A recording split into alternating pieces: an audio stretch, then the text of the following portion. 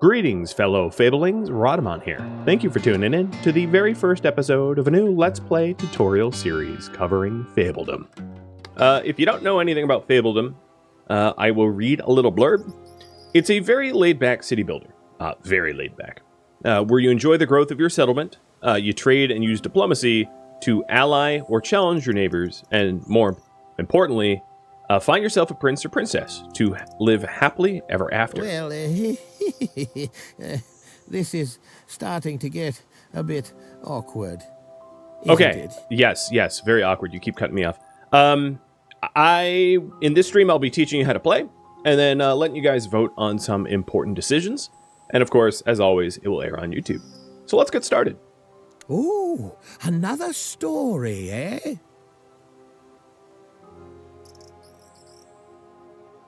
So it has a bit of a random generated continent.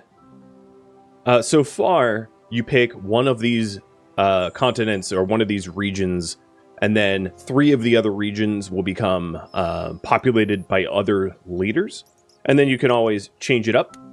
What I will say is the geography of the continent will not, or rather the topography of the continent will not match your actual game map. So, for instance, if you picked this area, you would not have a northern facing ocean per se. So the only things to really read are the region data up here. This being the realm is large, the ocean is medium, there's several hills and light forest.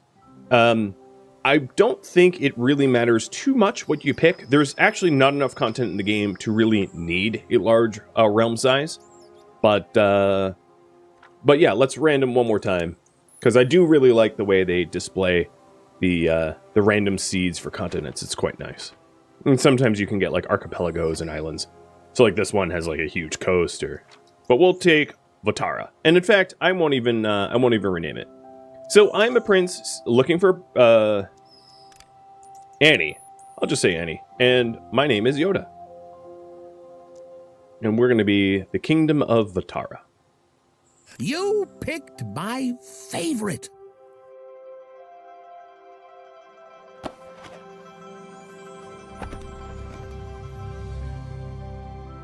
Once upon a time, it goes, a story told of love and woes, when all the kings and queens of yore sent forth their children to explore. New lands of plenty, fields and trees, fertile, yielding, birds and bees. It's your turn, prince or princess you. Discover, conquer, daring do. Remember, friend, 'tis not just sword that makes one lady or a lord. To build a kingdom, 'tis an art, but don't neglect your spirit's heart. Through love or war, these lands ignited shall ever after be united. Now go, be kind, be cruel, be scrappy, and make your ever after happy.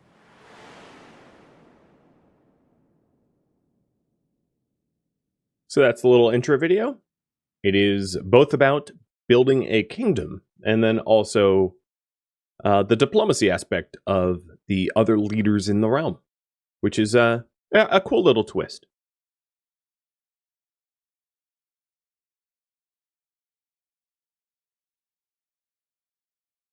It generates a random realm, and then we'll get started. And I will introduce, or I will talk about the user interface and some of the strategies, although this is, of course, a laid-back city builder, so strategies aren't exactly needed. They do help, however, to keep the kingdom's budget balanced. So Chapter 1, A New Beginning. There's going to be little objectives in the bottom left for us to do. All of the objectives will reward you with gold, and this gold is very useful to upstart your tiny little kingdom. So this is just about scrolling and moving the camera. Very typical WASD pan, tilt, etc. Where were we? Oh, yes. Our kingdom began with little more than a humble laborer's hut. Now, where did that go again? Let's So, see here. the laborer's hut employs builders. Ideally, you want the laborer's hut close to both where you plan on constructing houses and other structures, but also close to your stockpiles, which you'll get later on. The first thing I propose, because I don't really have any other UI right now, you have time controls on the top. You have feedback and bugs, and your menu in the top right. Bottom left is your objectives, and then you have the build menu. But I would propose to survey the area, because you are going to want to, much like a lot of other city builders, there are central buildings that offer services, and people want to live near those services.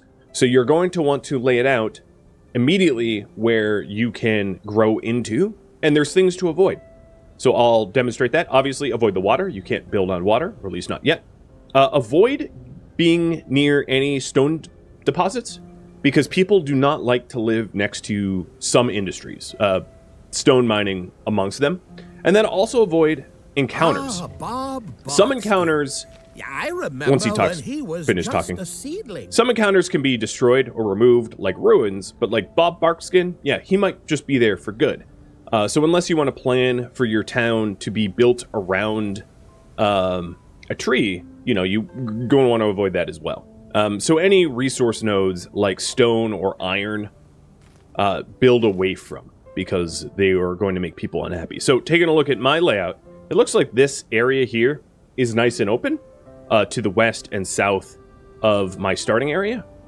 So probably having my town center sort of in the bottom left corner of my current territory would be ideal. And you are given the opportunity to buy territory later on at steep markup, but still.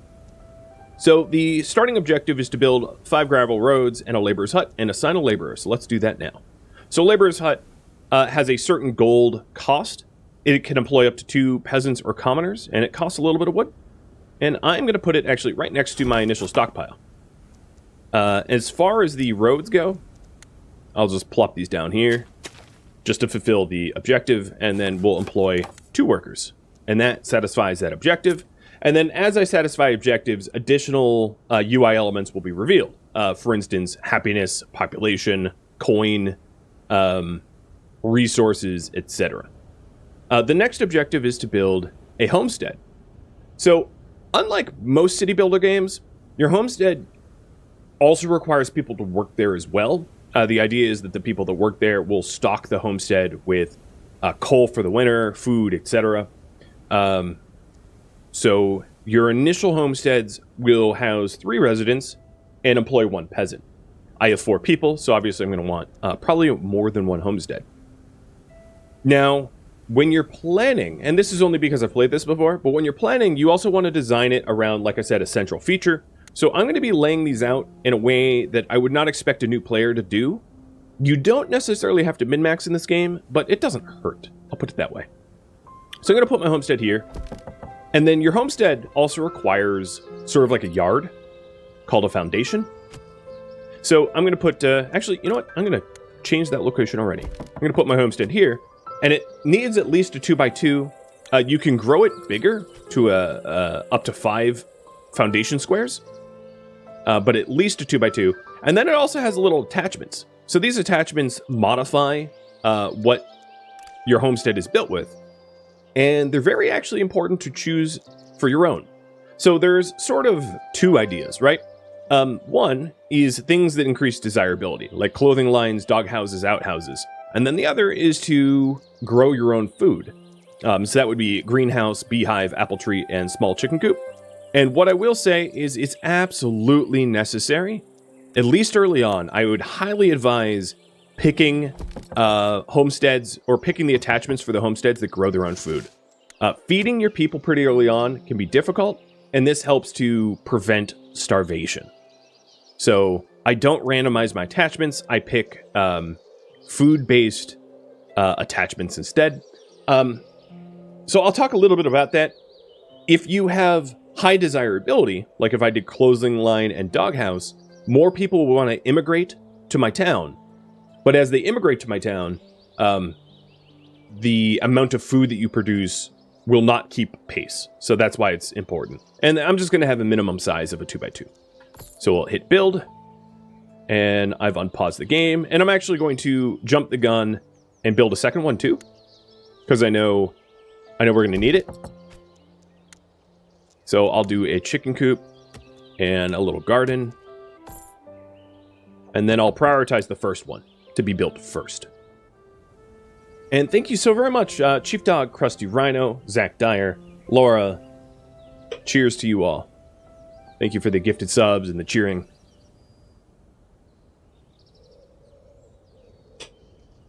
Let's see. I feel like it's... I like the music. I'll turn the music up.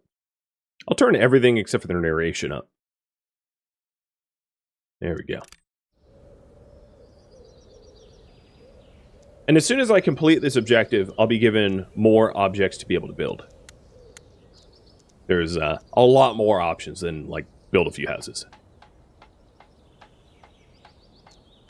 And if you ever were curious about the specific goal, you can always mouse over the instructions here, and it will tell you exactly what it means to do. The first homestead! Yippee! So assigning This is where your fablings live and eat. A head of household is required for the homestead to operate smoothly. Now, make sure one has been assigned, won't you? So the head of household is kind of assigned automatically. So Beatrice Merrick here is the one that is head of household. You don't actually need to manually assign it. It just does it manually. It's really nice.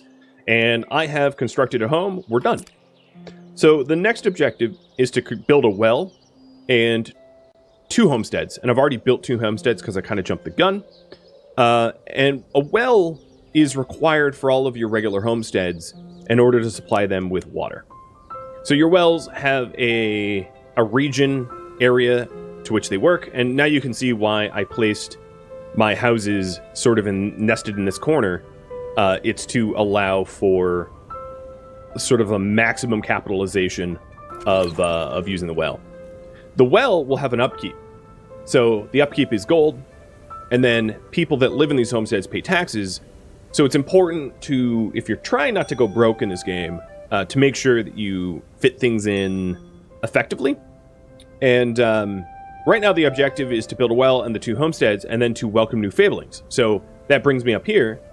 If you mouse over your population, people will immigrate to your town if there's free housing and it is attractive. So currently I have no incoming immigrants, but if I built this well, I will. So the well is going to be marked for prioritization. It also opened up a lot more other menus. So food production, resource, like a lumber camp, and you're going to need a lot of these. The essentials, which would be like well, sewer drain, town well, etc. Amenities, military, fortifications, decorations, and then a category for all, where it just gives you everything. And then you could also sort it by tier. So like tier 1 is what I'm currently at. Tier 2 I'll unlock a bit later. But I'll just leave that on all tiers. Cheers.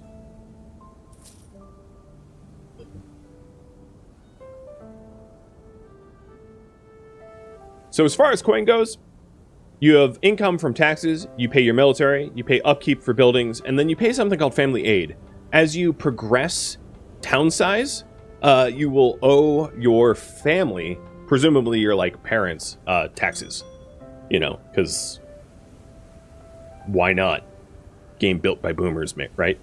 So now that we have a well, the well covers the homesteads, and as a result, the expectations of the people living in the homesteads are met.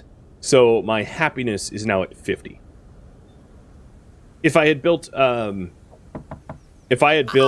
attachments here. Here come our first newcomers. As long as you keep your population happy, more will want to join. As long as there is room, of course. Welcome, welcome. So if I had built like a clothing line and doghouse, the desirability of my town would be a little bit higher, which means the newcomers would come more frequently. So there we go. I just welcome the new fablings. Now we have a population of 6. It will go up to 6 in a second. and my houses are full. So probably, even though the next objective is to build a farm and vegetable crops, it's probably wise to get yet another house to make sure that there's room for additional people, because more people will come in about 10 days, and if I don't have another house, well, they can't immigrate. So we'll give them an apple tree and a beehive, and then we're going to want to decide exactly where to put the farm. So I think a pretty good idea, or pretty good spot rather, to put a farm would be just on the other side of these houses. So what I'm going to do is I'm going to actually put down some roads here.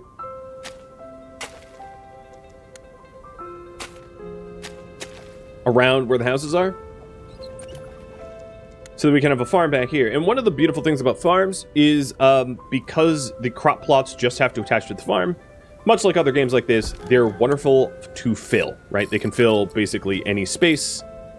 So this is like 38, all 40 plots sort of filled into the remaining territory, which works for me. So I'll build that as well. It's very expensive to build big farms. Again, this is why I highly advise that you grow your own food in your homesteads, because really early on, you will not be able to afford enough farms to feed a population that has homesteads full of attractions. You will require some homegrown food. All right, so the third homestead is done. The farm is done. And then we can assign the farmers. Boom, boom, boom. Well, okay, I only had 2 free fablings, but we can assign the farmers. There are seasons. So currently I'm in spring, the 10th of spring, and you cannot farm in the winter. So you have to build up a surplus of food preparing for the winter. But that objective is done. And the next one is to get a lumber camp. So a lumber camp will allow you to replenish your wood supply. And then eventually you unlock a forester, which allows you to then plant the trees as well. Interesting thing about the lumber camp. The lumber camp works anywhere in the blue square, and you can absolutely cut down trees that aren't in your own territory. So if I put a lumber camp right at the edge of the map, I can actually cut down trees that are not my own territory, and that's not a problem at all. I would advise, however, not overlapping your lumber camps too much, because foresters take a while to grow trees. So if you have too many lumber camps overlapping one another, you'll have a lot of downtime where your foresters and your lumberjacks won't be doing work. And I'm going to put this lumber camp here, pretty much next to where the stone outcropping, the deposit is, because this area up here can become my industry hub. So we'll build it there, and then I'll run a path up to the lumber camp. And if you have any questions, feel free to ask. I do have the channel point redemption of, like, ask a question about the game. As soon as this lumber camp is done, I'm going to fire one of the laborers and employ them as a lumberjack. Great. And that fulfills that objective. The next objective is very simple. It's to place 3 decorations. I am just going to place 3 really cheap flower pots. I should have held shift. And then I'm just going to blow them up. The game doesn't even care that you actually place them. So, there. I just got refunded for it, but I completed the objective anyway. Hey, bud. Treat for you. So taking a look at the map a little bit wider, we've got a lot of stone deposits to the east, large ones that are really good for like late game, because the small ones do get used up. We've got Buff Barkskin, which is an encounter. I won't be able to affect that for a while. Got some lovely views here. Some waterfalls, some iron deposits. There was pigs, winged pigs up here. How cute are those pigs? I hope they don't end up getting eaten. Okay, foreshadowing. And a lot of ruins around. There's also an abandoned graveyard here. Spooky. So, a lot of cool encounters right around our borders. So the next goal is to reach the population of Hamlet, which is 10. So let's go ahead and get another house. I'm going to put a house here, or rather homestead. We'll give it a garden with honey.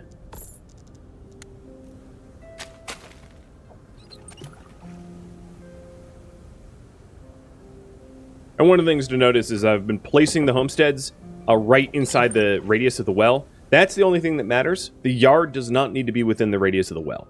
It is only the initial homestead building. So you could, if you wanted to, like, absolutely min-max it in a kind of ridiculous way, is to build, like, you know, like this and go all the way back.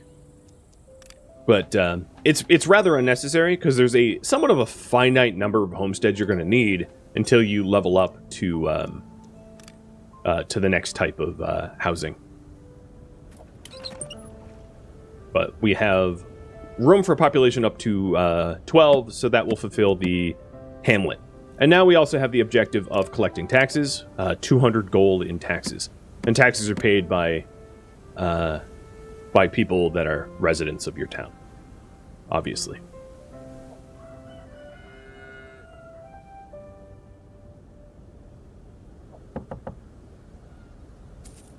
So here you can see the variety of food and heating. So if you take a look at the random homesteads, this homestead, for instance, has grown their own food and maxed it out at 20, which restores 10 hunger apiece. And then the head of the household has also acquired vegetables from the farm, or rather from our starting material cart. There's fish. Currently, fish is not implemented in the game, but eventually there'll be fish. And as you can see, it restores 30 hunger, which is up from 10 hunger from homegrown or vegetables. There is bread. Bread does exist in the game. It fulfills 50 hunger, but we don't have that unlocked. And then there is coal. And coal is made by coal makers using wood, and that is to heat your houses for the winter. So these are all things that that the head of household will collect. So the newer housing, for instance, does not have a lot of homegrown food, but the older housing, the housing that is more well established, will have more homegrown food. And it really does help to offset the hunger needs. So in about 5 days' time, I'll have 2 more people wanting to join, and we'll hit that hamlet milestone.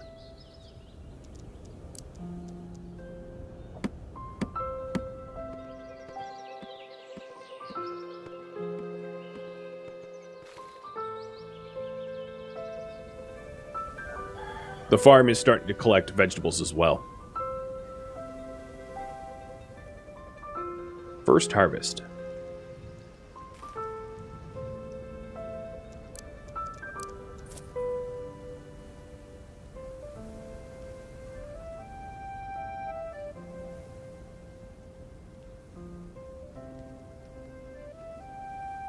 So here's an example of the foresters, or the woodcutters working outside the region.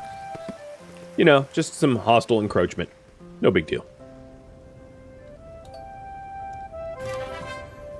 Milestone reach. Goodness gracious.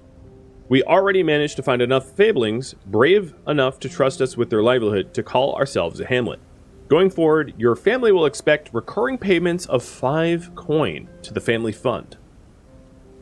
The reward for reaching a hamlet is 50 coin. I unlock an inn, a stone camp, a coal maker, a granary, and a forester. So the objective now is to build a forester, a stone camp, and a stockpile. So updating the priority to start industry, I guess. So the forester is an attachment to the lumber camp. Looks like this, and you can see the blue attachment points. It has to be built inside your region. And then also, something I found is, like, if you build it like this, where it doesn't look like you have access to it, sometimes your Fabelings will get stuck. So it's good to give it space so that you can actually access it. And then we'll get a stone camp here as well. And then a stockpile. So a stockpile is where you store stuff, because you are not able to put things in your material cart. Your material cart, you know, eventually you empty out. I will put the stockpile back here, I think.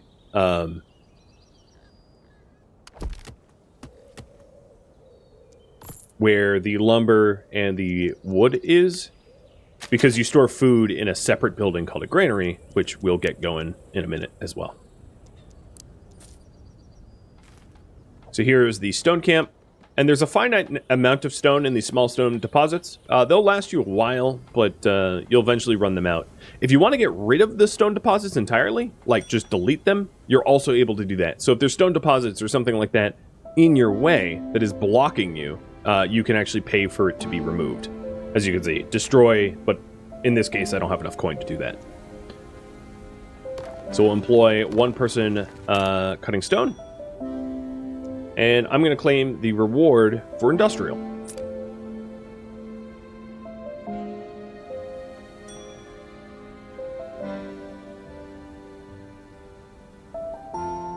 So the management course. Select a fabling using the overview menu. So that would be O, or this button here. And here's all the fablings that exist in our tiny little hamlet in Vatara. And I can select them, I can locate them like this button, shows me where they are. And I can also select them with this one. And selecting them will show you what their moods are, their happiness, and their hunger met. And then also whether or not they're sick or any other status effects.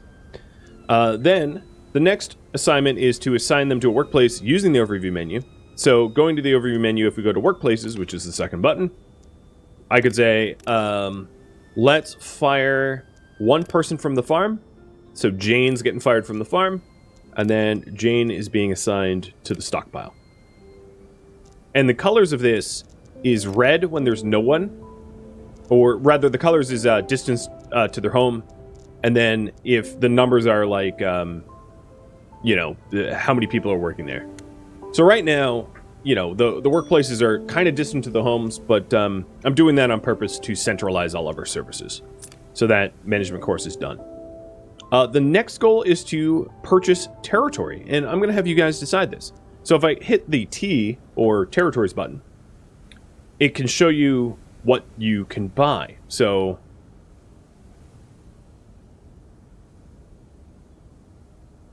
we can either go north, east, south, or west. So going north, there is ruins, 82 trees, and a pig herd. What I will say about the pig herd is pig herds are not used until much later. East, there is a large stone deposit, fish, and trees, but it's mostly water. South is an iron deposit and a lot of trees. And then west is Bob Barkskin, which is an encounter, a stone deposit, another one, fish, and trees. So you guys can vote for 2.5 minutes about what direction to head. And the territories that you could buy are adjacent only, but you can see all of the squares that exist. If you are wealthy enough, you can eventually buy all of the territory of your map. Of course, that's going to take you a minute, but it is possible to do.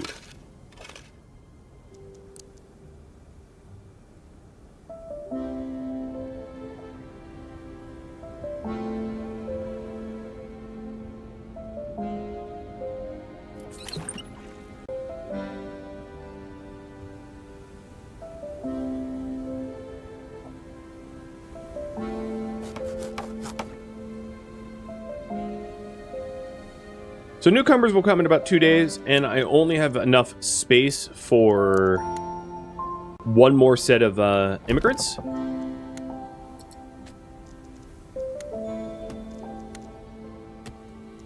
going to build another house. And I'm putting everything on the edge of the well's supply radius. So with these two new people, let's put them in as a tree cutter and farmer.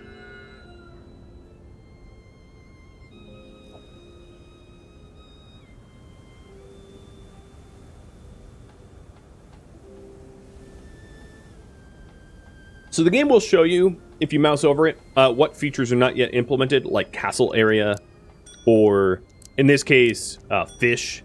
This feature will be available at a later stage during early access. So there's a lot of stuff that is locked, I will say. So knowing that means, like, don't bother going to the fish, for instance, because can't use it.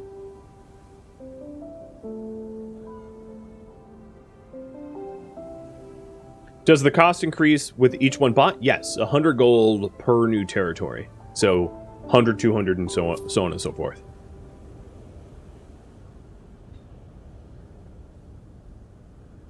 Which is exactly why, if you're wondering, I try to build as efficiently as possible. Again, this is not a type of game that you really need a min-max, but if you want to expand your territory, it does help. Oh boy, where's my coin? Where is my coin? I usually flip a coin to decide these things. And it's been clept from my desk somehow. 1 second.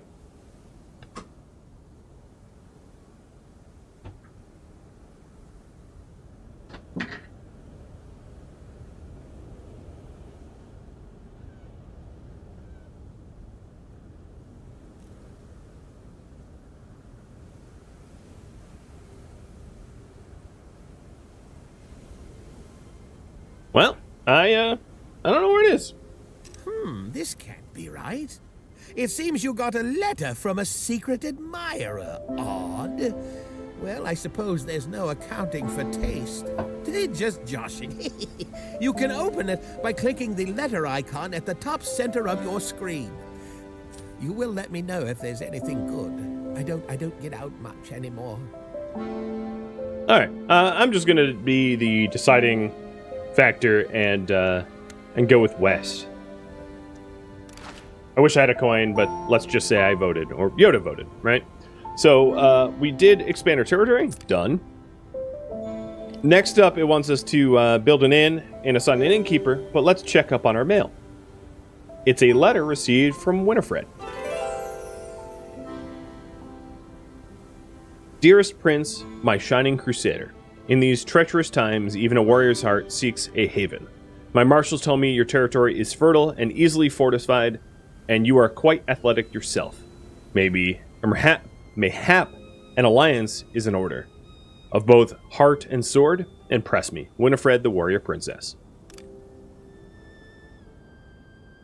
Well, let's get that inn built. So go into the amenities. Here's an inn, and it employs one person, upkeep cost of 5, and adds 10 desirability to the region. And as you might be able to see here, it also has a radius, and I'm going to place it here next to the well, and then put a road in to the main cluster of housing. So we'll get an inn soon. So that is bringing joy. No symptoms for me. Yeah, I don't know where it went. Give me 1 second. I'm really curious.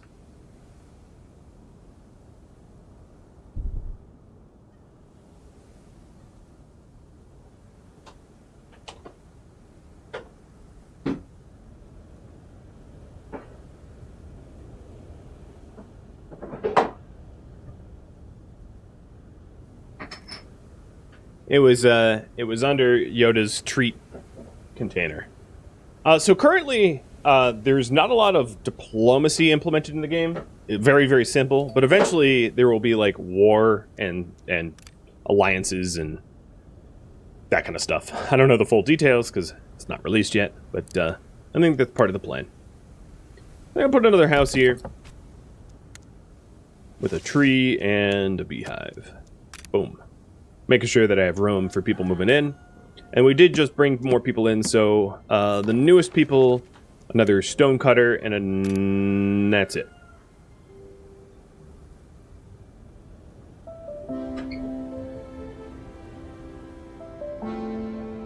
Try to make sure that you always have space.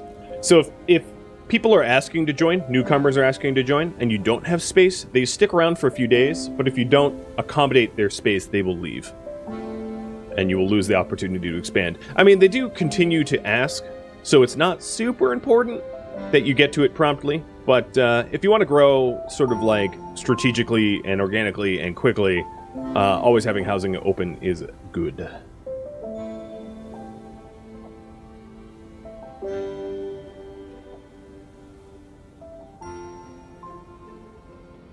And there we go. Inn is getting ready. Well, it looks like some newcomers will arrive soon, but there's no available housing. To see how many days are left until the next arrival, hover over the population. Ah, the trusty Village Inn. Oh, a personal favorite. I've got some stories for later. Anyway, the inn adds happiness to its surroundings.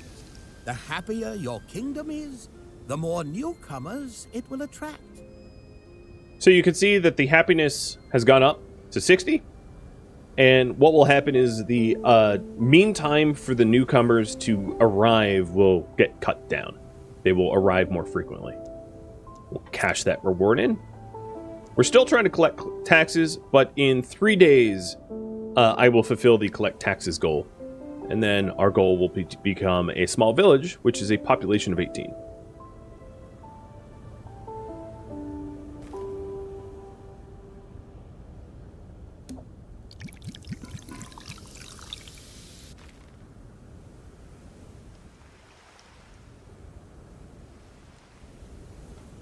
Oh, it's very muddy, puddly roads.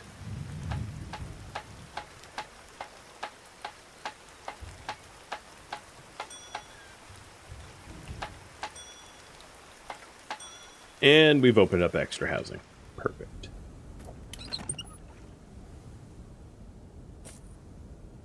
All right, we collected our taxes.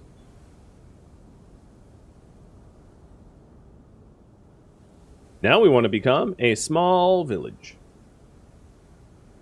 Them's the goal.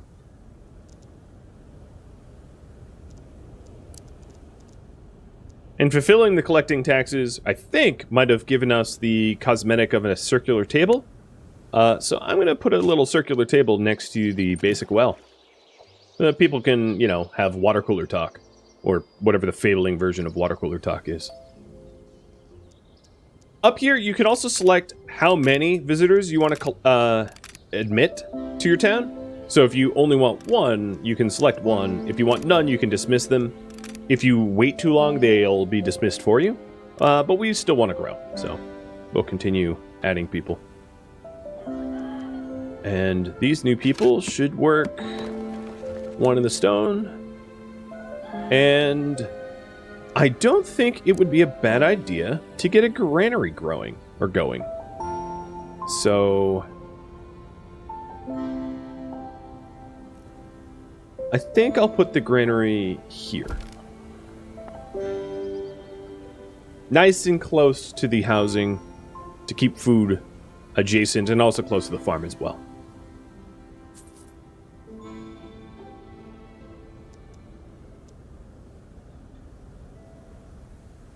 So in 7 days, 2 more people will ask to join. We'll hit the milestone of a small village and unlock some new options.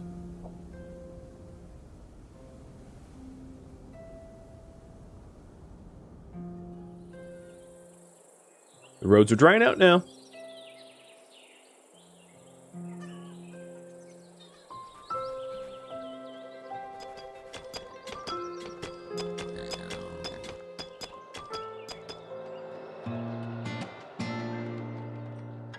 Thank you for tuning in to Fabledom, which originally streamed live on Twitch June 5th.